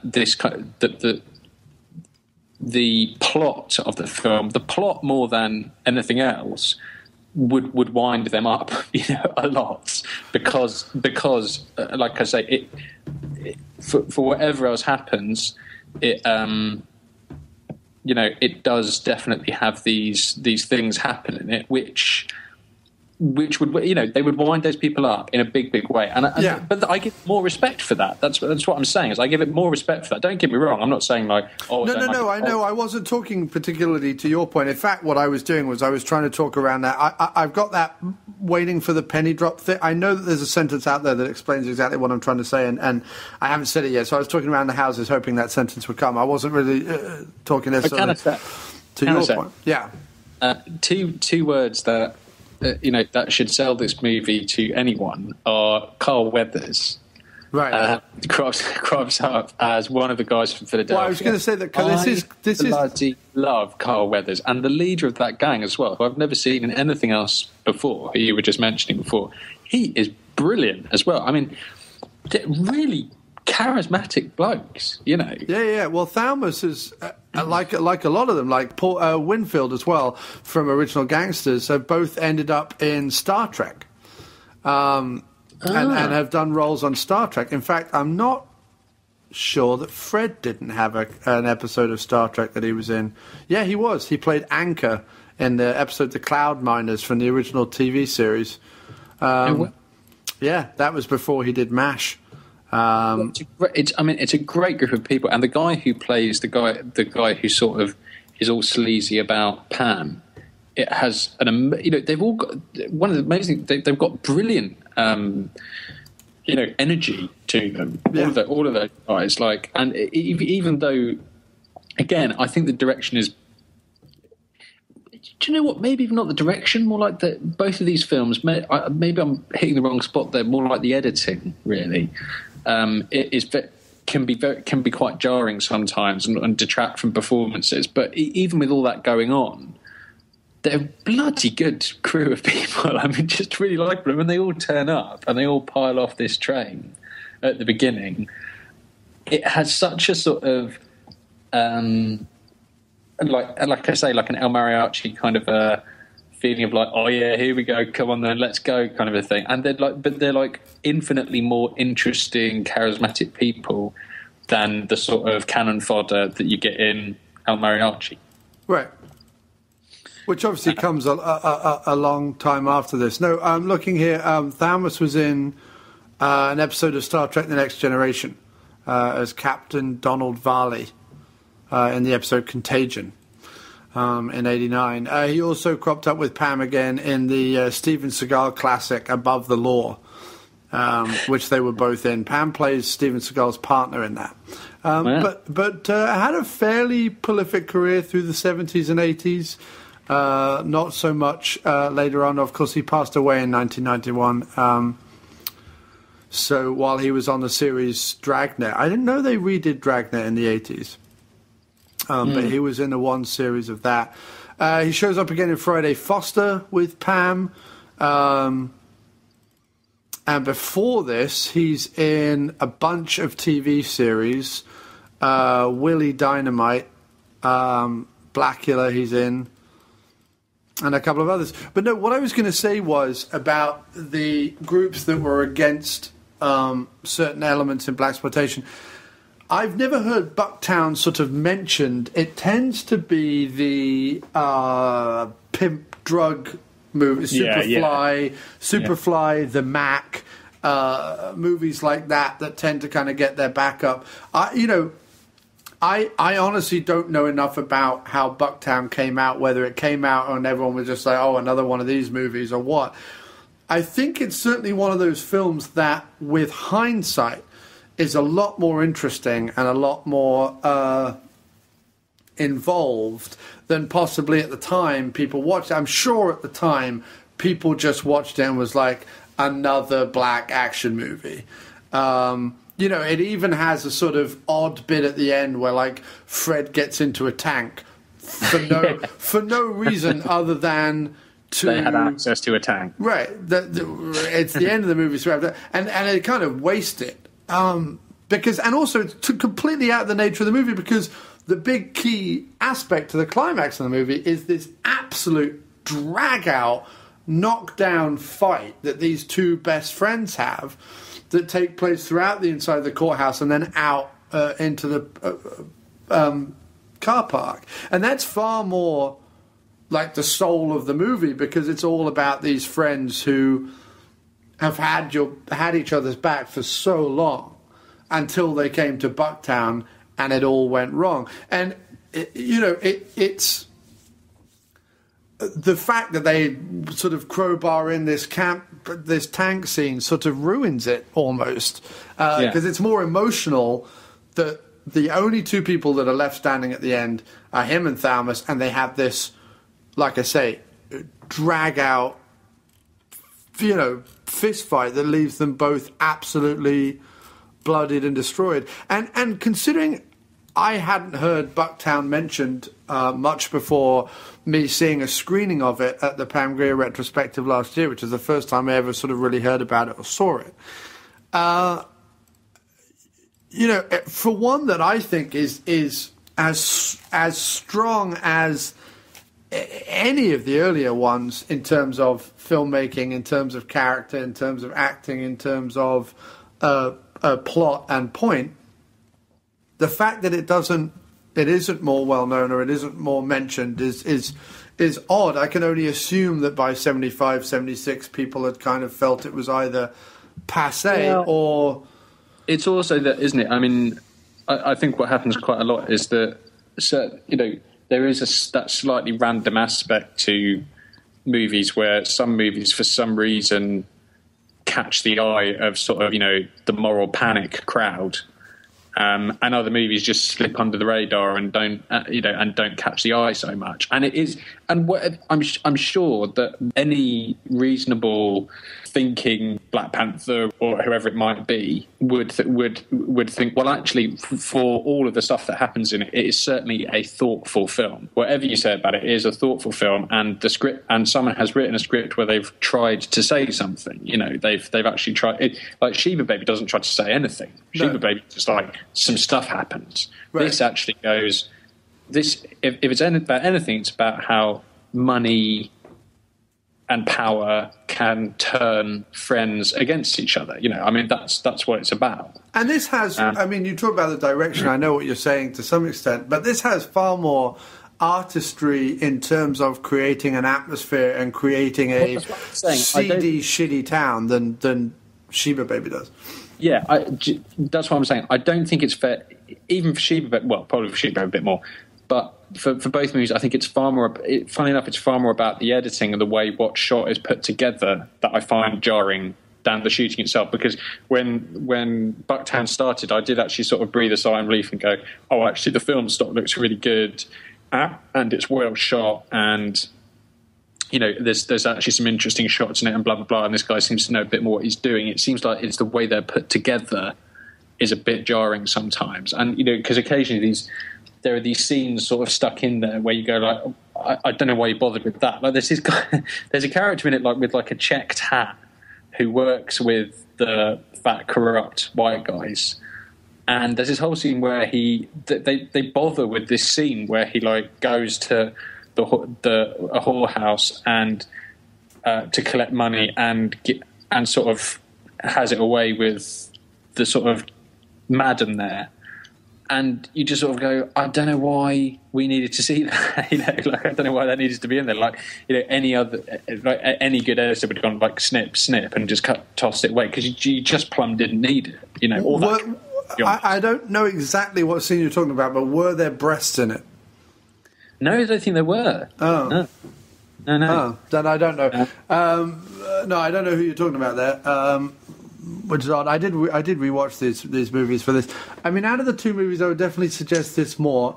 This is, if I was to put together a list of movies from this era that you should watch, this is in it. So I'm glad we did actually get to see it.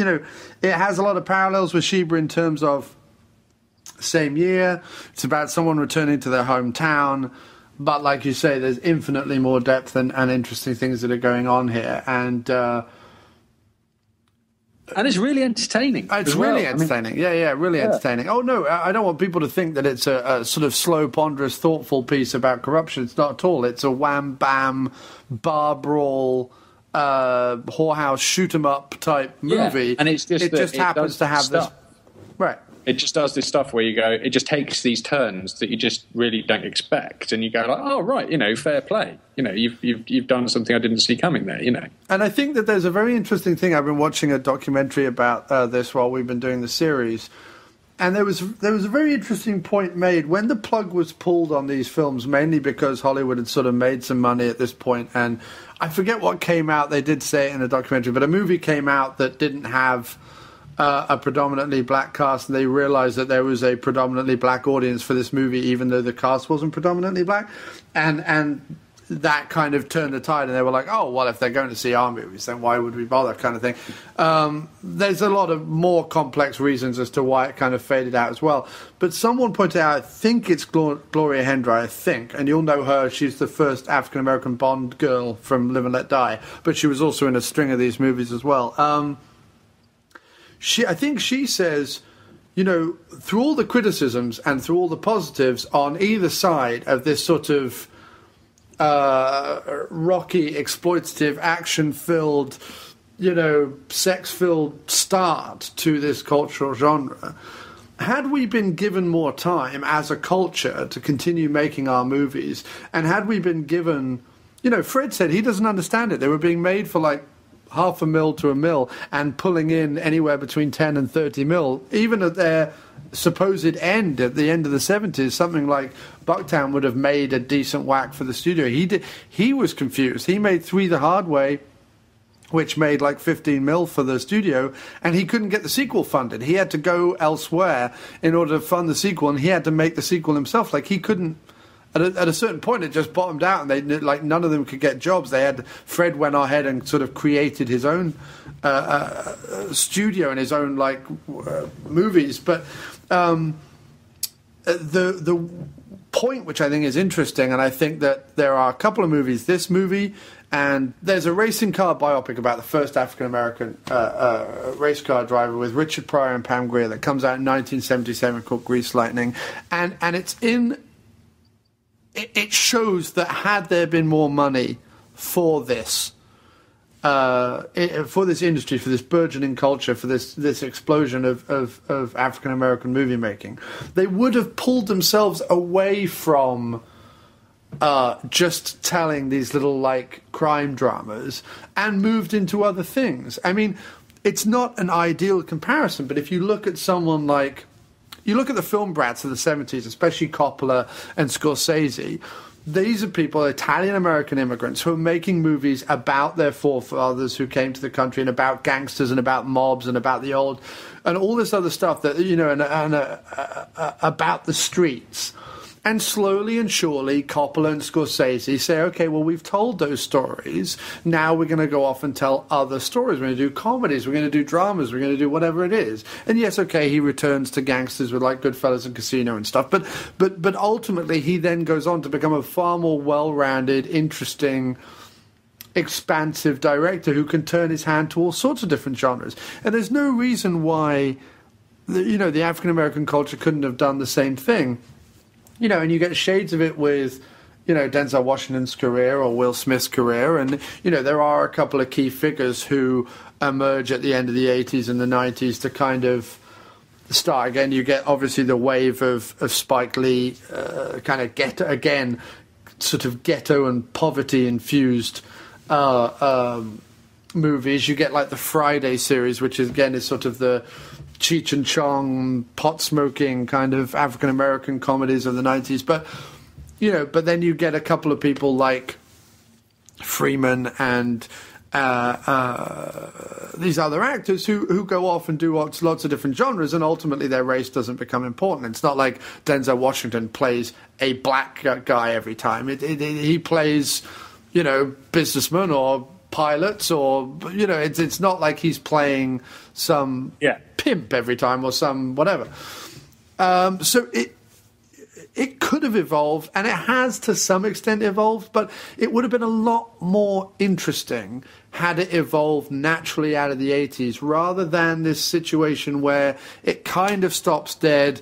The leading lights of that industry kind of spread out and do different things and follow their own paths in a variety of ways. And unfortunately, case of like Jim Brown and Richard Roundtree kind of get resigned to playing shouty police chiefs for 10 years, which is kind of annoying. And then slowly but surely throughout the 90s, kind of integrating more to a point now. I would say I really enjoyed watching the movies. I particularly enjoyed Bucktown. It has been an introduction to some movies that I would not normally watch, and I've certainly tried Coffee, and I've certainly tried Shaft after listening to your podcast about that. You will love Shaft. You will love the script of Shaft. I put it up there in the top 10 hard-bitten film noir scripts.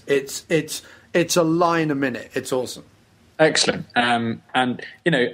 So it's been really interesting. It's been really interesting to do, and I think we should say that everyone listening should get behind Original Gangsters 2. Is that definitely? Yeah, they need to go to originalgangsters2.com, which is gangsters AS and then the numerical 2.com. They need to pledge, donate. They also need to then share, once they've donated, they need to share the link to all their friends and all their family. Every little helps. So we need to get Original Gangsters 2 made. We've got a little bit more interest now. It's gradually coming in waves. There's a little bit more media interest. But, we need to get them out there again. We want to see Jim Brown. We want to see Fred Williamson. We want to see Pam Grier. We want to see some genre movies being made, people, like some exciting, interesting movies. And it's got Lionsgate who are willing to distribute it. So if you put the money towards it, you will have your name on a movie. Everything above a $10 donation gets your name on the movie as a contributor on a movie that's going to be distributed by Lionsgate. You're going to be able to sit in a theatre and go, there's my name, I made it happen, that was awesome. Why wouldn't you want to do that? What could you want? What more could you want? So, go, donate. Cool, man. Well, it's been a pleasure as always, and we'll have to get on to Keaton and Koso soon. But I'm gonna have to rush to sleep. Sure, of course, dude, of course. And in fact, let's do the Jack Nicholson one next because I've already watched 5 Easy Pieces. So let's do that one next. So I need to get on the other one. Last Detail. Last Detail, that's it. But no, so watch more Pam Grier. That's what we want. Watch more Pam Grier. Definitely watch more Pam Grier. You need to watch Coffee and Friday Foster. If not, I'm going to force you to do them on the podcast. Okay, lovely. All right, man, look, it's been a pleasure. Lovely to talk to you again. Take care, man. I'd love to doors. Yeah, take care, man. See you later, Dave. Bye-bye. Like the show? Well, you can find our complete podcast archive over at amdpodcast.blogspot.com or aftermoviediner.com. You can send us an email at aftermoviediner@gmail.com, tweet us at aftermoviediner, or follow us on Facebook at facebook.com/aftermoviediner. Or why not be a part of the show and leave us a voicemail over at speakpipe.com/aftermoviediner. You can also support the show a number of ways by spreading the word to family, friends and co-workers, by writing us a review over at iTunes or TalkShoe, by purchasing some excellent diner merchandise over at cafepress.com/aftermoviediner, by donating on our website, by advertising with our website, or maybe you're a regular Amazon user. If so, then before you make a purchase, go to amdpodcast.blogspot.com, aftermoviediner.blogspot.com, or aftermoviediner.com and click through the Amazon banner ads. It costs you nothing extra, but they throw us a few coins for the trouble. Or, like the movies we cover, then buy them over at our personal Amazon store, also on amdpodcast.blogspot.com. Really, thanks everybody for everything you continue to do, and please keep listening.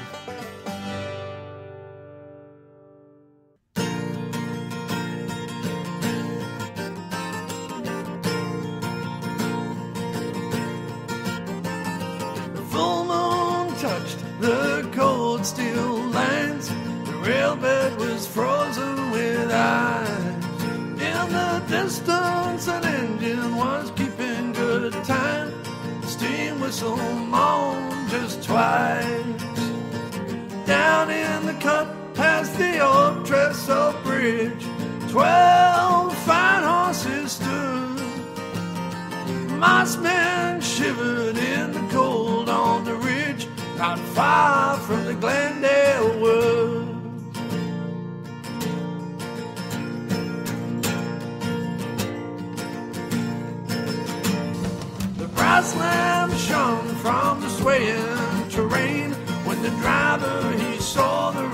light.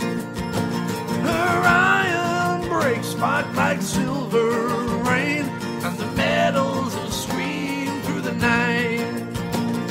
The baggage man bid out to look for the fault when fear froze up his heart. He was staring down the barrel of an army Colt that threatened to tear him apart. Oh, we will burn your train to cinders, so throw the money on down.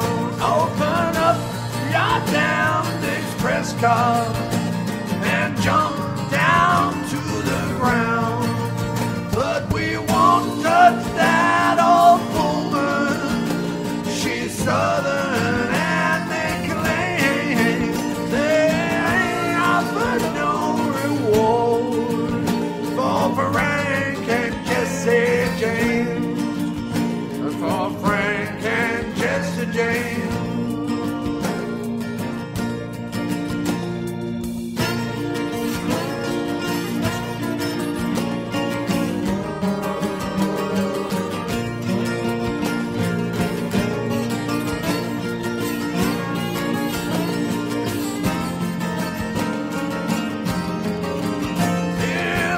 Soldiers' coats, frayed with their years, quickly they scrambled aboard.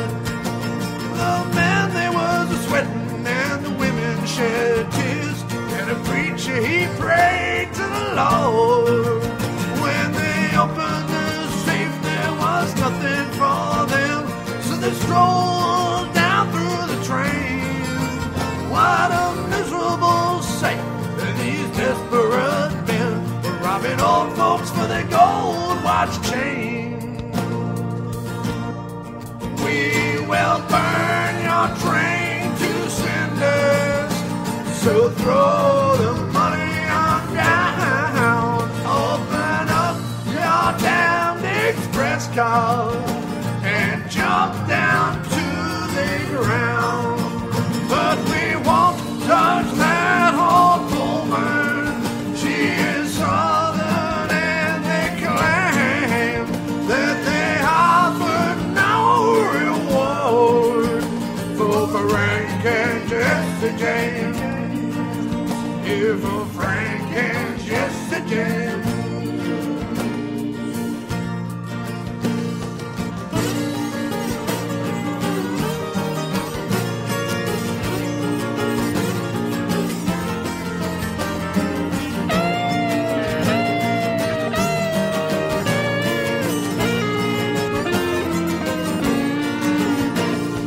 Some say the devil had taken his soul. Some say his spirit survived.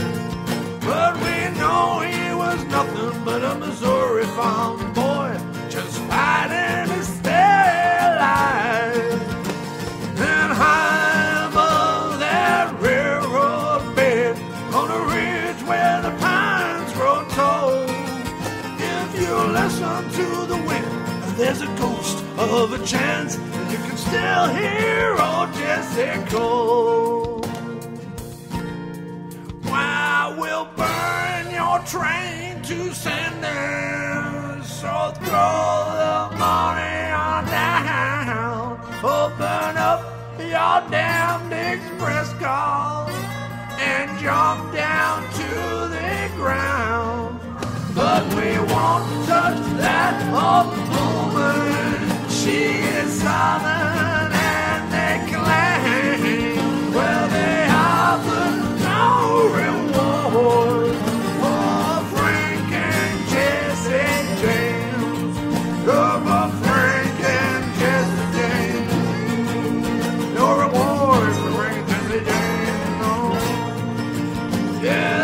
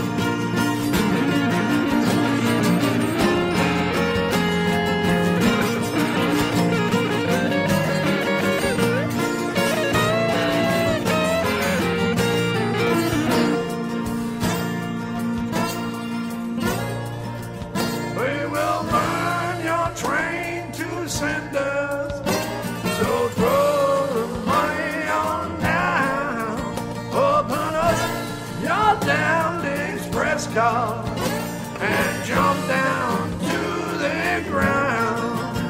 But we won't touch that hot woman. She is solid and declared. Well, they are but no reward for rank and dress again. Life of rank and dress again.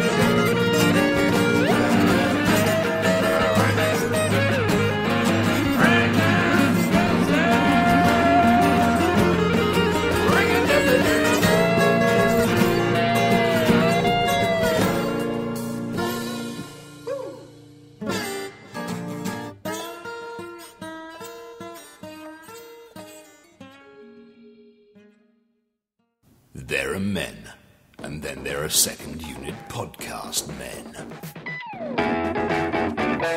The podcast you've just been listening to is part of the Second Unit Podcast Network. Find all of our shows at 2upn.blogspot.com or on Facebook under the Second Unit Podcast Network.